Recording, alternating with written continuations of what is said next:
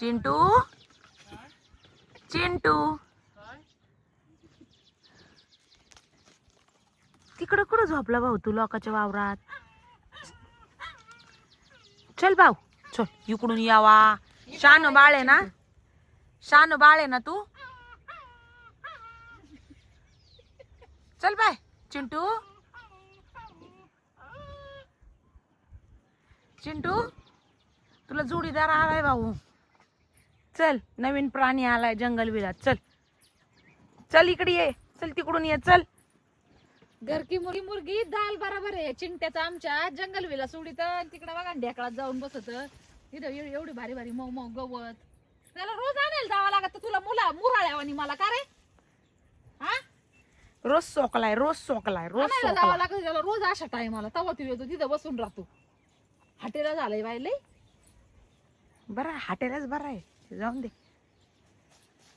तबाक तबाक तबाक. ठीक आहे. येईन ग आता लुटू लुटू पळत. आता फक्त मी आवाज द्यावा. चल चल. चल बाय. तर चला ताईंनो, संध्याकाळची वेळ झाली पहा. दिवाबत्तीचा टाइम झालाय. मंदिराकडे आलो होतो आणि आज त्यातली त्यात श्रावण महिन्याची सुरुवात झाली पहा. पवित्र अशा महिन्याची सुरुवात झाली. आता आजपासून श्रावण महिना म्हणलं की सगळेच आजपासून ते पूर्ण महिना संपेपर्यंत आपले भोले बाबांची जी सेवा आहे ह्या महिन्यामध्ये म्हणतात देवापर्यंत जाती. असं बरंच बरंच काय काय काय काय आहे.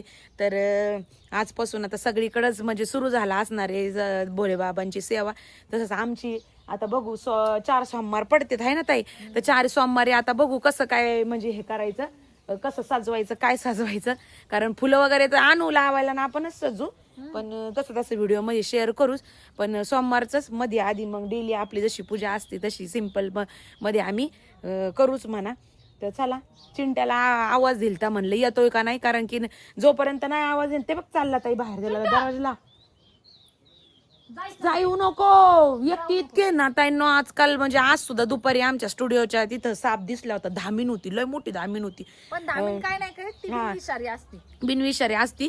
पण 2-4 दिवसाला दिसत येतच. कारण पाऊस थोडा झालाय.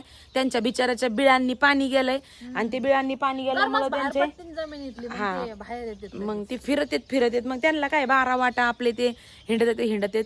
पण त्यांना काही दिसलं म्हणजे पण आपल्यासारखं माणूस घाबरत. तर मनीषाताईन त्यानं जेवण झालं आमचं नेमकंच. जेवणाची सुट्टी झाली आणि भांडे घासत होते. नाही पण बघणार घाबरूनच मर. हा ते नाही करीत, ती बिनविषार राहती. पण ते घाबरूनच मरतं. आणि सगळं जंगलच जंगल झालंय. जिकडे बघा तिकडे हिरवळ. तर काय आपल्याला हिरवळच कटत नाही, उन्हाळा कटत नाही आणि पावसाळा कटत नाही.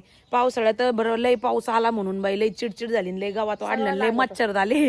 आणि म्हणून मग ती नको. उन्हाळ्यात लय गरम होतं. मग ती कधी उन्हाळा संपण असं होतं, थंडीत कधी थंडी संपण तर अरे तर असं होतं. म्हणजे कोणचंच सुखाचं नाही.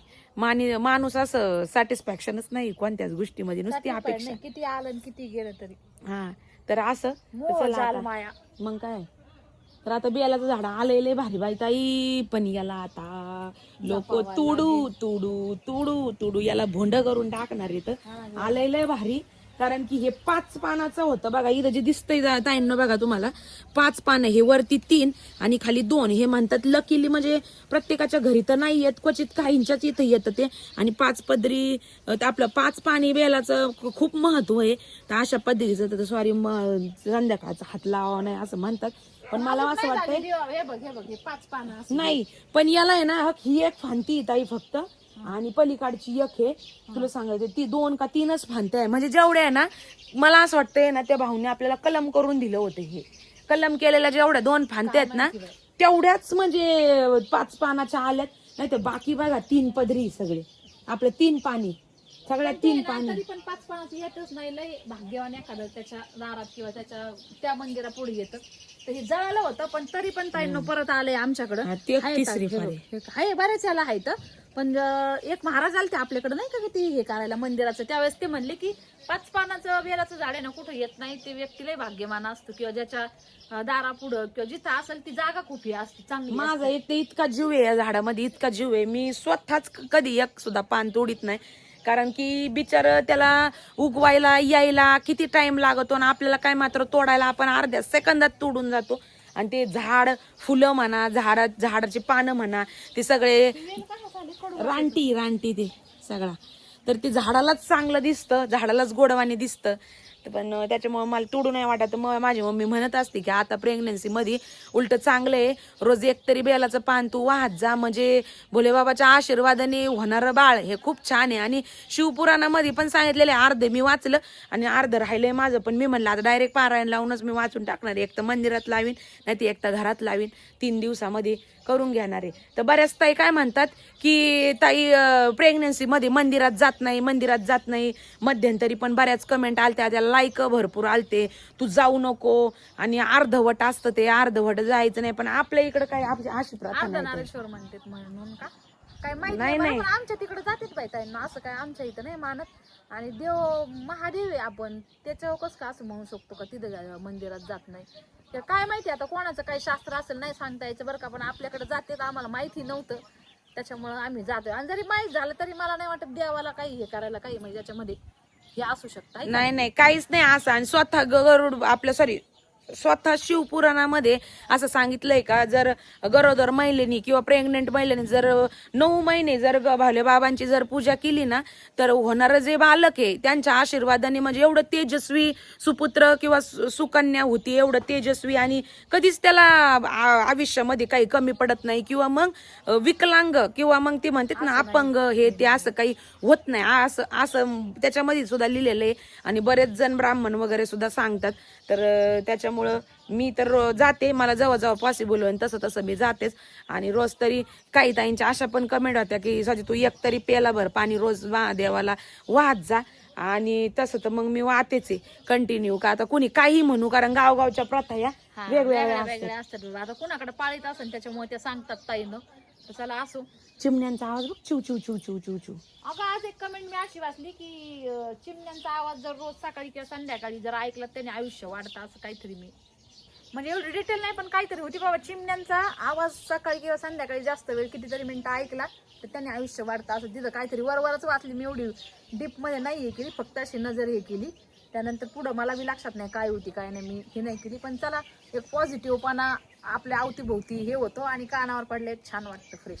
ते चला आता जातो घरी, कारण की आता दिवाबत्तीस टाइम झाला. दिव्याचं आहे ना ताई आपल्याला मोठी ना ती बघ कॉटनची वात आणली होती आपण, का ती पण राहायला तयार नाही. कारण दगडी दिवे ऑनलाईन आम्ही मागवले होते बघा, तर तेच दिवे आहेत ना आता सध्याला पण आम्ही तेच दिवा लावतोय. पण ते काय होतं, ते वात नाही जमू राहिली, ती डुप्लिकेटच आहे. तर मग ताईंना तुम्हाला कुणाला माहित असतं सुसवा नेमकं काढी मध्यंतरी नाही राहती, पण काही टायमाला विजती. मग काय प्रॉब्लेम त्याला ते का त्या कापसाच्या वाटीत हे वरती अशी एक दांडी बसून असं काहीतरी त्याला जुगाड करावं लागेल. दिवे छान आहे, दिव्यांना नाव ठेवायला जागा नाही, कारण कधी कधी राहती पण आता एवढ्यात नाही राहते.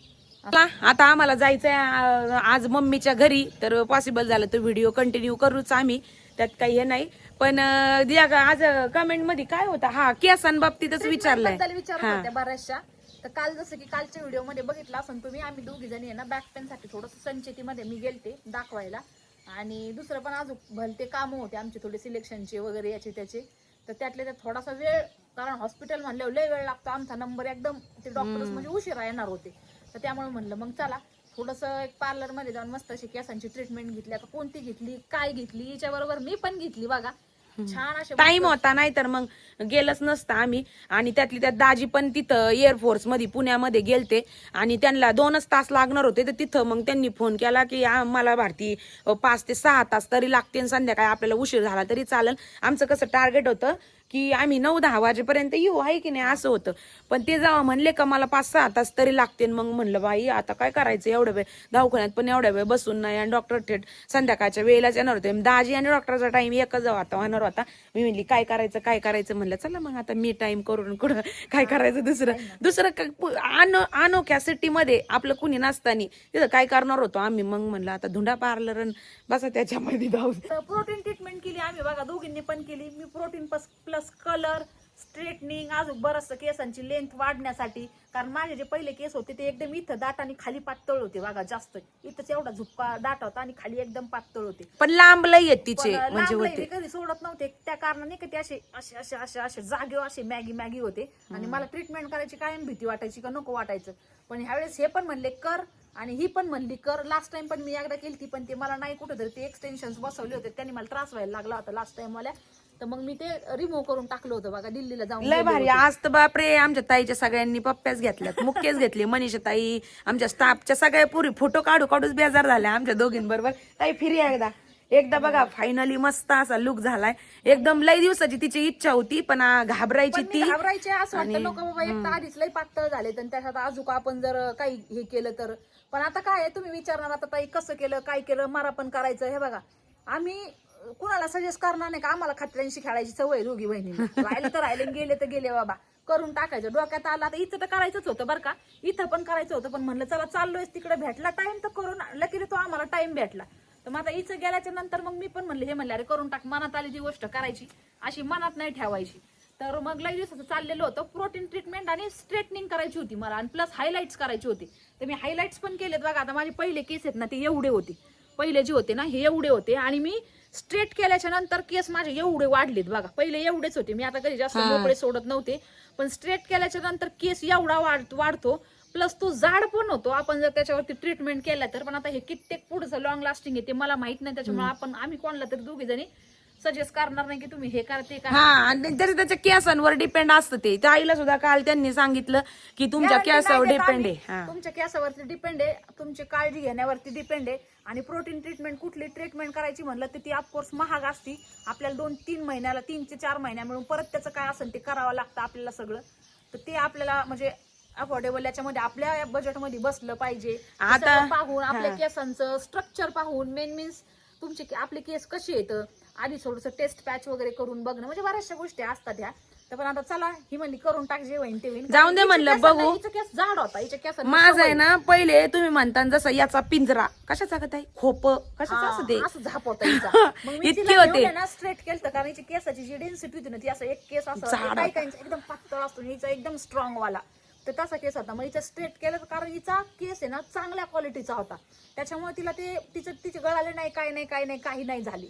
आणि माझी आताची 4थी वेळेस आहे मी म्हणजे सोबत होते त्यावेळेस एकदा केलतं, त्याच्यानंतर घरी आल्याच्या नंतर आता मध्यंतरी 1 वर्षापूर्वी केलतं. आणि आता लईच म्हणजे आता मी त्यातली त्यात बघा प्रेग्नन्सीमुळे माझी तब्येत झाली, तोंडावर सुज येते आणि ती पुढचे केस वगैरे. आणि आता लाईव्ह हे ते आपलं मीडिया सोशल मीडियावरती काम आहे. एकदा डिलिव्हरी झाल्यावर तिला हलता पण नाही यायचं. मग मला जेव्हा वाटत तेव्हा मला असं वाटायचं मी झोपेतून उठूनच व्हिडिओ करते का काय असं. आणि माझे तर तुम्ही बघितलेले डायरेक्टच अशी होती सगळ्या रील मध्ये, त्याला किती विचारा काही करा कायमच असे तुटके. पण आता हे बघा स्ट्रेट केल्यामुळे ना हे असे म्हणजे बेबी हेअर आहे, पण हे स्ट्रेट झाल्यामुळे ते बसू राहिले व्यवस्थित, म्हणजे ते असे ते बंद. आता ते माहित नाही माझ्या केसाला तो होतं सूट म्हणून मी रिपीट केलं. आणि ह्या वेळेस मला माहित नाही, मी डिरिंग तर केली, बघू काय होईल ते होईल, हाय का नाही. हा काय होईल. आणि कुणी रिस्क घेऊ नका, आम्ही केलंय म्हणून करू नका, तुमची इच्छा.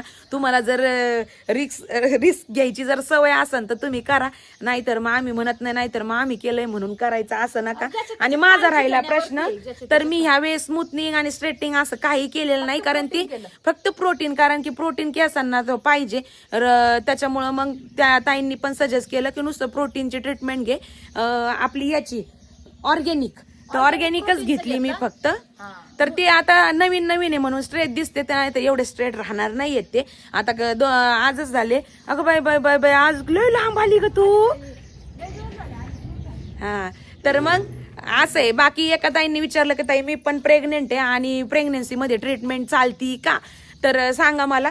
तर मी स्मूथनिंग, कॅराटीन, त्याच्यानंतर हे त्याच्यापैकी काहीच नाही केलं. त्याच्यात हार्मफुल एकदम केमिकल असतात, ते वासानेच कस तरी होतं त्याच्या. केलं ना त्यांनी सुद्धा घशात खाक येत होती, मास्क लावून करायला लावलं स्वातीला मी, प्रॉपर मास्क होतं, मधून उठायला लावत होते त्याने सुद्धा, म्हणजे मला सुद्धा घशामध्ये येत होतं. आणि मी तर भरमसाठ केल्या तर माझ्या याच्यावरती 3 ते 4 प्रकारच्या ट्रीटमेंट झाल्यात माझ्या याच्यावरती. म्हणजे जवळजवळ 7 घंटे लागले फक्त माझ्या केसांना बरं का. हिच्या लागले असेल 2.5-3, पण माझ्या 7 नाही 8 घंटे लागले असेल, ते 8-9 घंटे. बराच टाइम लागला. पण जाऊ द्या म्हणलं आता काय वन टाइम. 10 वाजता याच्यामधनं आम्ही 9 वाजता निघलो, त्याच्यानंतर बरेचसे टाइम. आणि प्रोटीनला काय ते एवढं हे काय नाही, त्यांची क्रीम वगैरे असती प्रोटीनची, प्रेग्नन्सी मध्ये करू शकता. हायलाइट्सचं रिस्क नका घेऊ. परत जर आपण हे म्हणतो स्ट्रेटनिंग, आयनिंग, परत अजून नॅनोप्लास्टी मी करतात बाबा, ते काही पार्लरवाले इतके छान पद्धतीने करतात, ते त्यांचं काम चांगलं करतात, पण ते कितपत जपायचं, त्याची केअर कशी करायची ते आपल्यावर डिपेंड असतं. त्यांनी जर सांगितलं आपल्याला तुम्हाला पुढच्या महिन्यात किंवा 2 महिन्यांनी परत 10,000 खर्च आहे, आपण तो केला पाहिजे 2 ते 3 महिन्यामुळे. असं नाही की आपण एकदा करून आलो आणि पुढे पार्लरवाडीच्या नावाने खडे फोडले, ते एकदम चुकीचं असतं. आपण जपायचं आपल्याच्याने जेवढे त्यांनी केअर टिप्स, शॅम्पू, कंडिशनर जे सांगितले ते लावायचे, सगळी काळजी घ्यायची, सगळं होतं. तर असं आहे. तर आम्ही आता किती खर्च लागला, आता कुठं केलं, पुण्यामध्येच केलं, एक पार्लर होता आम्ही तिथं केलं, आणि किती खर्च लागला ते काही विचारूच नका, केसांवर डिपेंड असतं. आता कोणाची जर शोल्डर लेंथ असली इंचवर डिपेंड आहे. तर आता माझं कसं, माझे रिअलचे केस एवढे होते, पण ते लांबल्याच्या नंतर, स्ट्रेट केल्याच्या नंतर केस लांबतो आपला, तर ते आता एवढे झालेले आहेत. मग ज्याच्या त्याच्या केसाच्या लेंथ वरती त्याची प्राइस ठरलेली असते, ज्याच्या त्याच्या केसाच्या स्ट्रक्चर वरती वरनं तुम्ही ट्रीटमेंट कोणती घेता. आता मी हायलाइट्स केले, परत अजून मी प्रोटीन पण केले, कारण माझे पण केस लय असे फ्रीजी झाले, एकदम ड्राय, जीव नव्हता राहिला त्याच्यात. मी प्रोटीन पण केलं आणि अजून स्ट्रेटनिंग पण, म्हणजे जवळजवळ 4 ट्रीटमेंट माझ्या केसांवरती झालेल्या आहेत.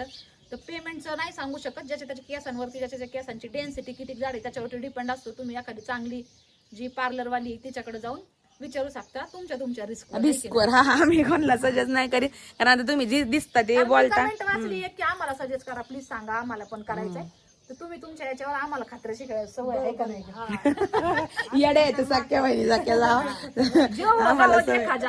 मग काय आता लय विचार करून कुठं बसायचं हे करीत. आणि एक गोष्ट ताई सांग, आता तू, मी आज लाईव्हला पण सांगितलंय सगळ्या ताईंना, सगळ्या ताई म्हणतात की स्वाती छोटे भाऊजी आले, त्यांना व्हिडिओ घे, त्यांच्यासोबत रील बनव, ह्या गोष्टी कर. आता मला सांग, तुला माहितीये मी म्हणजे किती बिंदास आहे, मी तर एका पायावर उडी तयार आहे म्हणते त्याला. घरी तर नाही, हा, कारण मित्र परिवार मातीचा मित्र परिवार त्यांना आहे ना, काय म्हणतात ना, आता मस्त. आता बघा, कोणत्या बायकोला नाही वाटत की मला आज पण एक कमेंट होती लाईव्हला की नुसती लाईव्ह नुसती काम करती, फौजींना पण आल्यावर नंतर वेळ दे, हे कर ते कर. तर वेळ द्यायला मित्राला वेळ देता येतो. हा, तर आता प्रत्येक वेळी बघा फोडून सगळ्या गोष्टी सोशल मीडियावरती सांगणं चांगलं नाही. पण बऱ्याचदा काय होतं की आपण जोपर्यंत लपवून ठेवू एखादी गोष्ट, तर ते दुसरंच माणूस आपल्याला चुकीचं वाटायला लागतं. त्याच्यामुळं मी आजही सांगते, कारण मलाही नाही बघा, ताईलाही माहिती माझा स्वभाव कसा आहे. मला असं एका गोष्टीला लावून धरणं म्हणजे मग तुम्ही रीलच करा आणि मग त्याच्याहून ते भांडणं होणार, आणि चला मला घेऊनच चला कुठतरी फिरायला, आणि मला नका सांगून हे करा ते करा. कारण की काय होतं माहिती का, स्वतःहून कुठंतरी मर्जीने जाण्यात आणि बळजबरी नेण्यात बराच फरक आहे. आता मी सपोज भांडणं करीन, ओ चला इकडं जाऊ तिकडं जाऊ आपण हे करू, आणि तिथं गेल्याच्या नंतर जो बाहेर गेल्याच्या नंतर एकमेकांना जो वेळ दिला पाहिजे किंवा मग आनंद घेतला पाहिजे जिथं जाऊ त्या गोष्टीचा, त्याच्या व्यतिरिक्त जर ते चिडचिडपणा बळजबरी आणलंय म्हणून चिडचिड करायचं, भांडणं करायचं, तर त्याच्यात काय अर्थ नाही. मला ती गोष्ट आवडत नाही. एखादी 1दा 2दा 3दा माणूस म्हणतं, आणि 4 वेळेस म्हणून बी जर तेच उत्तर भेटत असेल तर मग त्या गोष्टीला मी पाणी लावित नाही, तिला माहिती. आणि बाकी पण बघा की आता आम्ही तिघं, दाजी ताई कुठं चालले का कामानिमित्त आम्ही कायम तिघं जात असतो. आता ते जरी सुट्टीवर असले तरी त्यांना जरी चला म्हणलं ना, आता बघा आम्हाला मम्मीच्या घरी जायचंय, आताच ताईने त्यांना विचारलं चला येता का तुम्ही, नाही तर मग आपण जाऊ सगळे, तर म्हणले की मी नाही येणार, तुम्ही तुमचं जा. म्हणजे असं आहे, त्याच्यामुळं त्यांना काही रील मध्ये यायला आवडत नाही आणि व्हिडिओ मध्ये पण यायला आवडत नाही. ज्याला त्याला माहिती असतं, सारखं नका म्हणत जाऊ ताईंना तुम्ही पण, त्याला वेळ दे त्याला वेळ दे, ज्याला घ्यायचा तेच वेळ घेत नाही, ती काय बळच मागं पाळणार आहे. हा, कारण की हा सगळे बोट नाही, जबरदस्ती नसतात सगळ्या, जबरदस्ती नसतात सगळ्या, तुला माहिती. मित्र परिवार दंगल झाले. आता मला काय वाटत नाही का माझ्या नवऱ्याने पण माझ्या बरोबर रील काढावा, छान छान फोटो हे करावा, इकडं जावा तिकडं जावा, काय वाटत नाही का, कोणत्या बायकोला नाही वाटत. पण समोरचा व्यक्ती तसा नाहीये. मला बाकीचं सगळं प्रेम मिळालंय, आईप्रमाणे बहिणीचं मिळालंय, त्याच्यानंतर दाजी पण आहेत एवढे वडिलांसारखे, बाकीच्या सगळ्या गोष्टींमध्ये मी सुखी आहे. पण सगळ्याच गोष्टी भेटतं असं नाही, कुठंतरी देव पण कोणत्या गोष्टीची कमी देतोच. तर बाकीचं मला जास्त काही बोलायचं नाही. पण सारखं आता मी म्हणलंच होतं लाईव्हला की मी व्हिडिओमध्ये सांगणार आहे, कारण की जर ते मनावून आले म्हणले, आता बघा आमच्या 5व्या 6व्या 7व्या महिन्याचं शूट पण करायचं ताई आपल्याला, याचं मॅटर्निटी शूटचं. तर त्याच्यामध्ये आता ताई म्हणून त्यांना ते जर एकदा म्हणून जर हो म्हणले तर त्यांच्या बरोबर मॅटर्निटी शूट करणार, नाही तर मी एकटी करणार. कारण की त्याला काय काही नाही का आता हौसेला मोल नाही आणि आपल्याला कामच करायचंय सोशल मीडियावरती आणि जिथं आपण करतोय कमवतोय तर हौस करायला काहीच हरकत नाही कारण डिपेंड कोणी कोणावरती नाहीच आहे आजकाल. त्याच्यामुळं सारखं सारखं म्हणू पण नका कारण की माझ्या मनाला वाटतं वाईट आणि मग माझ्या डोक्यात विचार येतं बाई मग परत त्यांना म्हणू का काय आणि ते म्हणलं की मग ते तसं नको. कारण की मी आज ताई मला बघ तू काय करायचं मी आज सोशल मीडियावरती डायरेक्ट सांगून दिलंय कसा स्वभाव आहे त्यांचा. कारण प्रत्येक वेळी ना बऱ्याच जणांना असं वाटतं की बाई मग हीच आहे का असं तसं तर तसं नाही. जे आहे ते रियालिटी आम्ही आहेत ना बघायला आम्हाला सगळ्यांना दिसतंय सगळ्याला दिसतंय त्याला परिवारच जास्त लागतो म्हणल्यावर काय करणार. नाही मग पण ते काय होतं लाईव्हला वगैरे पण कमेंट येतात व्हिडिओ खाली पण येतात काम नको करू नुसतं त्यांना वेळ दे हे कर ते कर. आता संडे सॅटर्डे मध्ये 2 दिवस आम्ही घरीच होतो कामानिमित्त तर मी घरी असले का ते बाहेर असते ते घरी असले का मी कामात असते मग त्याच्यामुळं ना असं हे नाही म्हणजे बघा समजून घ्या मला मी काय आता काही त्यांनी आता असं नका गैरसमज करून घेऊ व्हिडिओ खाली कमेंट नका करू की नवऱ्याचं घरानं करती किंवा हे करती. माझं ओपन बोलणं असतं आणि माझं ओपन बोलणं मी डायरेक्ट सांगते तसं काय माझं हे नाही. तसं बाकीच्या सगळ्या गोष्टी छान येतं बाकी माझी कशी तक्रार नाही पण ह्या बाबतीमध्ये नाही येत नाही आवडत किंवा मग नाही तर काय होतं माहितीये का गैरसमज आवडत ते काय फोटो काय त्या बळच मोडावं लागत आता धावलं नाही म्हणजे सगळ्यांचा स्वभाव सारखा नसतो आणि गैरसमज बऱ्याच जणांचं होतात. कारण त्या दिवशी बाबांचा विषय घेतला आपण सांगितलं होतं की बाबांनी त्यांचे वावर त्यांच्या नातवांच्या याच्यात गेले आणि ताई सिम्प्लिसिटीने म्हणली की त्यांचं इथंच काहीच नाही. तर एका ताईंनी कमेंट केली की त्यांचं इथं काहीच नाही असं नका म्हणू ताईंनो बाबा येतं म्हणून जंगल विलाची शान आहे. आम्ही कधीच म्हणलो नाही आजही आम्ही त्या गोष्टीची रिस्पेक्ट करतो की आणि त्याला लाईक पण 63 काय लाईक होते तर आम्ही तसं म्हणलोच नाही की त्यांचं इथं काहीच नाही आहे ते सगळं त्यांचंच आहे. पण आता काही निगेटिव्हिटी नेते पण ते काही लोकांना काम नाही त्याच्यामुळे ते विचार करायचा अरे मग शब्द पकडायचा. शेतीचा विषय चालला होता आणि मी शेतीचं बोलत होते उगाच ते खिचून ताणून न्यायची काही गरज नव्हती पण काहींना नसतं बाबा त्यांच्या डोक्यात सतत निगेटिव्हिटी खावलं नसतं किंवा काही वेगळंच चाललं असं जाऊ दे मरू दे. आणि घरोघरी मातीच्या चुली असतात त्याच्यामुळे एवढा विचार करीत नाही आम्ही जर बारीक गुरी स्वभाव सारखा नसतो आणि त्याचा अर्थ निगेटिव्हच नाही ना असं काही नाहीये. ह्या गोष्टीबद्दल मला बोलायचं होतं कारण जिथं समोरचं व्यक्ती आपल्याला चुकीचं समजतं ना तिथं त्या गोष्टी फोडायला पाहिजे कारण दुनियाला पण समजू द्या कोण कसं आहे. कारण त्या गोष्टीबद्दल तथ्यच नव्हतं की बाबाचं इथं काहीच नाही ती सिंपल मध्ये म्हणली होती कारण की आम्हाला माणसं धरायची सवय ना आम्ही असं कधी बोलूच शकत नाही. पण तुम्ही काय घेता लग्न नव्हती झाली त्या काळात बाबा आलेले आल्यावर पण केली असती आज अक्का नसतं तुम्ही एवढं जवळपास किती जणी साईडला बाबासाठी दूध तेन चपात्या म्हणू नका सगळ्यांना नाही बघत कुणी सख्या सासऱ्याला नाही चपाती असली ना तरी आम्ही संध्याकाळी ती देत नाही आम्ही खातो पण बाबांना आमच्या गरमच चावत नाही म्हणून. आता पुत्र बाबाच्या वयाचं एक तरी माणूस आणि आता सुद्धा एवढा आता मला तर पहिल्यापासून दुधाचा याचा त्याचा नादच नव्हता. आता प्रेग्नंट आहे म्हणून थोडं कप घेते मी ताई म्हणती म्हणून आणि डॉक्टरने पण सांगितलं कॅल्शियमचं पण कधी जर कमी असलं ना मी स्वतःला कमी घेते तर नको बाई बाबा जेवायचे नाही त्यांना ठेवतो आम्ही आजही. त्याच्यामुळं तसा विचार नका करू आणि त्या दिवशी तशी आलती ना बाबांच्या विषयी कमेंटच करू नका तुम्हाला काहीच माहित नाही आमच्या फॅमिली बद्दल त्या दिवशी ना तसं केलती ना म्हणून मी आज हा विषय क्लिअर केला की मी जे येते चांगल्या यांनी सांगते कुणी अशी निगेटिव्ह मध्ये नका नेऊ बाबा. कारण कसं आहे ज्या गोष्टी क्लिअर करण्याजोगत्या आहे त्या नक्कीच आम्ही करत असतो. तर चला असो आता काही वाईट नका वाटून देऊ किंवा निगेटिव्ह मध्ये तर अजिबातच नका घेऊ कारण की आवडत फोटो आवडत मी लग्न दिवशी म्हणलं मी लई भारी साडी घातली सर माझं फोटो नाही तर मग काही ताई म्हणत म्हणतीन किंवा स्वाती असं नसतं सांगायचं सोशल मीडियावरती घरातल्या गोष्टी घरातच ठेवायच्या असतात सगळं करायचं असतं ते सगळं खरं आहे घरातल्या गोष्टी घरातच ठेवायच्या असतं म्हणून मी आजपर्यंत नाही म्हणले. पण आजच्या व्हिडिओमध्ये मी सांगितलं कारण 3-4 दिवस झाले रेग्युलर तेच म्हणजे मलाही नाही बरं वाटत ते आणि तुम्हालाही कसं तुम्हाला आवड आहे तुम्हाला बघू वाटतं म्हणून तुम्ही म्हणता त्यात काही हेच नाहीये कारण तुम्हाला असं वाटतं की बनवावं हे करावं पण चला तुम्हाला सांगितलं तर मग सांगितलेलं बरं असतं. वाईट वाटतं बरोबर आहे का नाही मग ते वाचल्यानंतर तिला पण थोडंसं तिला पण वाटतं आल्या वेळ द्यावा टाइम द्यावा. आता चला मला एखादा नव्हतं photo वाटत का काढावा, मानावर shoot आलाय करावा. 2 महिने मला वेळ द्यावा, 1 दिवस वेळ नाही दिला मला. चला आमचं प्रत्येक वेळी तसंच आहे. त्याच्यामुळं काय होतं वेळ काय दिला? कामातच गेला आपला वेळ. वातावरण बघ कसलं बरं. चालायचंच चालायचंच. चालायचं. तरी बी खुश राहायचं. तरी मी काय सांगितलं एकच आहे, जिंदगी सुहाना सफर आहे, आज आहे तर कल नाही. आणि इसलिए मैं इसी हा म्हणून लय भारी राहायचं.